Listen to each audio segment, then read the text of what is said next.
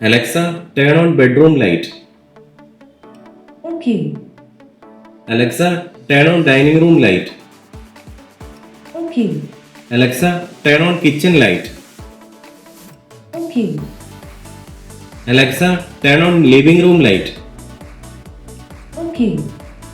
ഇതുപോലെ തന്നെ നമുക്ക് എല്ലാ ലൈറ്റുകളും ഒറ്റയടിക്ക് തന്നെ ഓഫ് ആക്കാൻ വേണ്ടിയിട്ട് ഞാനിവിടെ സെറ്റ് ചെയ്തിരിക്കുന്നതനുസരിച്ചാണെന്നുണ്ടെങ്കിൽ ഒരൊറ്റ കമാൻഡ് അലക്സയോട് പറഞ്ഞാൽ മതി. Alexa, turn of family room. Okay. Alexa, turn on family room. Okay. അതുപോലെ തന്നെ നമുക്ക് വേണമെന്നുണ്ടെങ്കിൽ നമ്മുടെ മൊബൈൽ ആപ്പിലൂടെ തന്നെ ഓരോ സ്വിച്ചസ് നമുക്ക് ഓൺ ആക്കാനും ഓഫ് ആക്കാനും എല്ലാം സാധിക്കുന്നുണ്ട് കേട്ടോ. ഇത് ഹാവൽസിൻ്റെ സ്വിച്ചസ് ആണ്, ടച്ച് സ്വിച്ചുകളാണ് വരുന്നത്. നമ്മൾ ജസ്റ്റ് തൊട്ട് കഴിഞ്ഞാൽ കണ്ടോ നമുക്ക് ലൈറ്റ് കളിയുന്നതായിരിക്കും കണ്ടോ.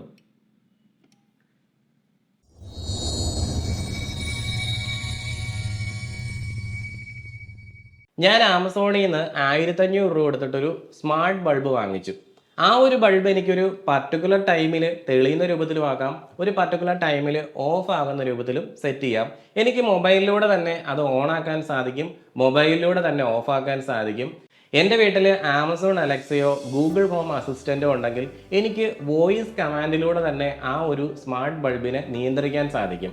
അപ്പം ഞാൻ ചെയ്യുന്നത് ഒരു ഓട്ടോമേഷൻ അല്ലേ എന്ന് ചിലപ്പോൾ നിങ്ങൾക്കൊരു ചിന്തയുണ്ടാവും. അതൊരു ഓട്ടോമേഷൻ ആണോ എന്ന് ചോദിച്ചാൽ തീർച്ചയായിട്ടും ഒരു ഓട്ടോമേഷൻ തന്നെയാണ്, ഒരു സിമ്പിൾ ഓട്ടോമേഷൻ. അതൊരു സ്റ്റാൻഡ് അലോൺ ഓട്ടോമേഷൻ നമുക്ക് പറയാൻ സാധിക്കും. കാരണം അവിടെ നമ്മൾ നമ്മുടെ മൊബൈലിലൂടെയോ അല്ലെങ്കിൽ ടച്ച് വഴിയോ നമ്മൾ കൺട്രോൾ ചെയ്യുന്നത് ആ ഒരു പർട്ടിക്കുലർ ഡിവൈസിനെ മാത്രമാണ്. ആ ഒരു പർട്ടിക്കുലർ ഡിവൈസ് മാത്രമല്ലല്ലോ നമ്മുടെ വീട്ടിലുള്ളത്. നിങ്ങളൊന്ന് ആലോചിച്ച് നോക്കി, നമ്മുടെ വീട്ടിൽ CCTV ഉണ്ട്, ഇൻട്രൂഷൻ ഡിറ്റക്ഷൻ സിസ്റ്റം ഉണ്ട്, ഫാൻ ഉണ്ട്, TV ഉണ്ട്, ഫ്രിഡ്ജുണ്ട്, വാഷിംഗ് മെഷീനും ഉണ്ട്, അതേപോലെ തന്നെ സ്പ്രിംഗ്ലർ, ഇപ്പോൾ ചെടി നനയ്ക്കണമെന്നുണ്ടെങ്കിൽ അതുണ്ട്. ഇനി നമ്മുടെ വീട്ടിൽ മോട്ടറുണ്ട്, അതുപോലെ തന്നെ ഷട്ടറുണ്ട്, നമ്മുടെ കർട്ടൻസ് ഉണ്ട്, ഗേറ്റ് ഉണ്ട്, AC ഉണ്ട്. അങ്ങനെ പല ഉപകരണങ്ങളും ഇലക്ട്രിക്കലി നമുക്ക് വർക്ക് ചെയ്യുന്ന ഉപകരണങ്ങളാണ്. ഈ സാധനങ്ങളെല്ലാം നമുക്കൊരു സിംഗിൾ ആപ്പിലൂടെ ഒരു പർട്ടിക്കുലർ ടൈമിൽ നമ്മുടെ ഇഷ്ടത്തിനനുസരിച്ച് എല്ലാ സിസ്റ്റത്തെയും കൺട്രോൾ ചെയ്യാൻ പറ്റുന്നുണ്ടെങ്കിൽ അവിടെയാണ് ഹോം ഓട്ടോമേഷൻ്റെ സാധ്യത വരുന്നത്. ഉദാഹരണത്തിന് ഇപ്പം ഞാൻ കംപ്ലീറ്റ് ആയിട്ടുള്ളൊരു സ്മാർട്ട് ഹോം ഓട്ടോമേഷൻ ചെയ്തേക്കുന്ന വീട്ടിലാണ് കിടക്കുന്നതെന്നുണ്ടെങ്കിൽ എൻ്റെ വീട്ടിൽ ഞാൻ നേരത്തെ സെറ്റ് ചെയ്തിരിക്കുന്ന രീതിയിൽ ഈ ഇലക്ട്രോണിക് ഡിവൈസുകളെല്ലാം ഓട്ടോമാറ്റിക് വർക്ക് ചെയ്യാൻ തുടങ്ങിയാണ് എനിക്ക് വേണ്ടിയിട്ട്. അതായത് ഇപ്പം ഞാൻ രാവിലെ എഴുന്നേൽക്കുന്ന സമയത്ത് എൻ്റെ AC ഓട്ടോമാറ്റിക് ഓഫ് ആകുന്നു, ഫാൻ ഞാൻ ഇട്ടിട്ടുണ്ടെന്നുണ്ടെങ്കിൽ അത് ഓഫ് ആകുന്നു, കർട്ടൻ, വിൻഡോയുടെ കർട്ടൻ ഓട്ടോമാറ്റിക് പൊങ്ങുന്നു, ഞാൻ കിടക്കുന്ന റൂം സ്മാർട്ട് ഡോർ ലോക്ക് ആയിരുന്നു, അത് ഓട്ടോമാറ്റിക് തുറക്കുന്നു. അതേപോലെ തന്നെ ഇപ്പോൾ വാഷ്റൂമിലെ ലൈറ്റ് ഓട്ടോമാറ്റിക് തെളിയുന്നു. എൻ്റെ റൂമിൻ്റെ ഉള്ളിലുള്ള ആ ഒരു 10% തെളിഞ്ഞു കിടന്നിരുന്ന കോവ് ലൈറ്റ് 70% ഇൻറ്റൻസിറ്റിയിലേക്ക് പ്രകാശിക്കാൻ തുടങ്ങുന്നു. അതേപോലെ തന്നെ രാവിലെ എഴുന്നേൽക്കുന്ന സമയത്ത് ഗീസർ അല്ലെങ്കിൽ നമ്മുടെ ഹീറ്റർ ഓട്ടോമാറ്റിക് കുളിക്കാൻ വേണ്ടിയിട്ടുള്ള വെള്ളം ചൂടാക്കുന്നു. അതേപോലെ തന്നെ രാവിലെ മോട്ടർ അടിക്കാനുള്ള ഒരു ശീലം എനിക്കുണ്ടെന്നുണ്ടെങ്കിൽ ഈ മോട്ടർ രാവിലെ തന്നെ ഓൺ ആകുന്നു. അതേപോലെ തന്നെ സ്പ്രിംഗ്ലർ, ഇപ്പം നമുക്ക് ചെടിയൊക്കെ ഉണ്ടെന്നുണ്ടെങ്കിൽ ഓട്ടോമാറ്റിക് സ്പ്രിംഗ്ലർ ആ ചെടികളൊക്കെ നനയ്ക്കാൻ തുടങ്ങുന്നു. അങ്ങനെ പല കാര്യങ്ങൾ ഒരേ സമയം നടക്കുകയാണ്. ഇപ്പോൾ വളരെ ഏജ്ഡ് ആയിട്ടുള്ളൊരു വ്യക്തിയെ സംബന്ധിച്ച് അല്ലെങ്കിൽ വളരെ ബിസി ആയിട്ടുള്ളൊരു വ്യക്തിയെ സംബന്ധിച്ച് ഈ ഇലക്ട്രോണിക് സാധനങ്ങളെല്ലാം മാനേജ് ചെയ്യാന്ന് പറഞ്ഞു കഴിഞ്ഞാൽ വളരെയധികം ബുദ്ധിമുട്ടുണ്ടാക്കുന്ന കാര്യമാണ്. അതുമാത്രമല്ല, ഇപ്പോൾ സെക്യൂരിറ്റിയുടെ ഒരു കാര്യം കൂടെ ഉണ്ട്. രാത്രി നമ്മൾ കിടക്കുന്ന സമയത്ത് നമ്മുടെ ഔട്ട്ഡോർ സെൻസറുകൾ, ഇൻട്രൂഷൻ ഡിറ്റക്ഷൻ സിസ്റ്റത്തിൻ്റെ സെൻസറുകൾ നമ്മൾ ഓൺ ആക്കാൻ വേണ്ടി മറന്നു പോയി കഴിഞ്ഞാൽ തീർച്ചയായിട്ടും അതൊരു ഇൻസെക്യൂരിറ്റി തന്നെയാണ് നമുക്ക് തരുന്നത്, അല്ലേ? അപ്പോൾ നമ്മൾ രാത്രി കിടക്കുന്ന ഒരു സമയം നമ്മൾ 10 മണിയാണെന്നുണ്ടെങ്കിൽ ആ ഒരു 10 മണിയാകുന്ന സമയത്ത് നമ്മുടെ വീടിൻ്റെ പുറത്തുള്ള ഇൻട്രൂഷൻ ഡിറ്റക്ഷൻ സെൻസറുകളെല്ലാം ഓട്ടോമാറ്റിക് ആക്ടിവേറ്റ് ആവുന്നു അല്ലെങ്കിൽ ആം ചെയ്യപ്പെടുന്നു. രാവിലെ നമ്മൾ ഈ പറഞ്ഞ 5 മണിയാകുന്ന സമയത്ത് ഓട്ടോമാറ്റിക് അതെല്ലാം ഡീആക്ടിവേറ്റ് ആകുന്നു. അപ്പം നമ്മുടെ വീട്ടിലുള്ള എല്ലാ ഉപകരണങ്ങളും നമ്മൾ സെറ്റ് ചെയ്തേക്കണ ആ ഒരു രീതിയിൽ നമ്മുടെ ഹാബിറ്റിനനുസരിച്ച് പ്രവർത്തിക്കാൻ തുടങ്ങുന്നതിനെയാണ് നമ്മൾ ഈ ഓട്ടോമേഷൻ എന്ന് പറയുന്നത്, അതായത് ഹോം ഓട്ടോമേഷൻ. അപ്പോൾ ഈ ഹോം ഓട്ടോമേഷൻ നമുക്ക് പല ടെക്നോളജിയിൽ വരുന്നുണ്ട്. നമ്മളിപ്പോൾ അനലോഗ് ക്യാമറയും IP ക്യാമറയും എന്നൊക്കെ പറഞ്ഞതുപോലെ തന്നെ പല ടെക്നോളജിയാണ് വരുന്നത്. അത് 3 ടെക്നോളജി ആയിട്ടാണ് ഞങ്ങൾ ഇൻസ്റ്റലേഷൻ ചെയ്ത് കൊടുക്കാറുള്ളത്. ഒന്ന് വൈഫൈ ടെക്നോളജി.